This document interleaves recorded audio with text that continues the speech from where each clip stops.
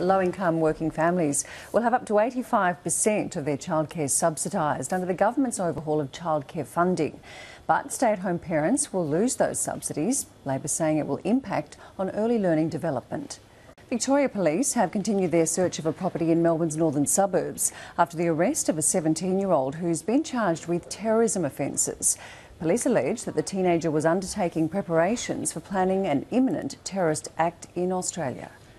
Prince Harry has continued his tour of New Zealand by heading to the country's South Island. The Prince received a traditional Maori welcome upon arriving in Invercargill before a short helicopter ride to Stewart Island, a community of 400 people who had never before received a royal visit. And the royal even tried his hand at oyster shucking. Violent protests have broken out in London against Prime Minister David Cameron's Conservative Party. Protesters have clashed with police outside 10 Downing Street, angry at the party's austerity policies.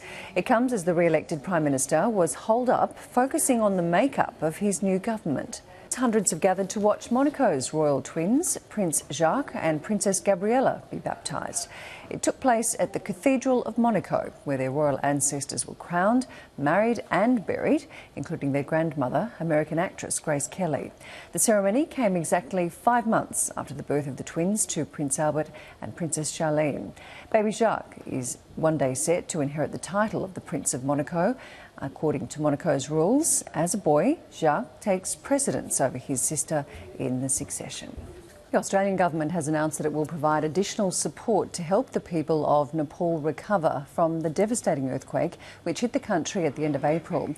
The government will give an additional $10 million, providing critical assistance to help people rebuild their lives, including re-establish small businesses, helping the Rebuilding Safer Schools program.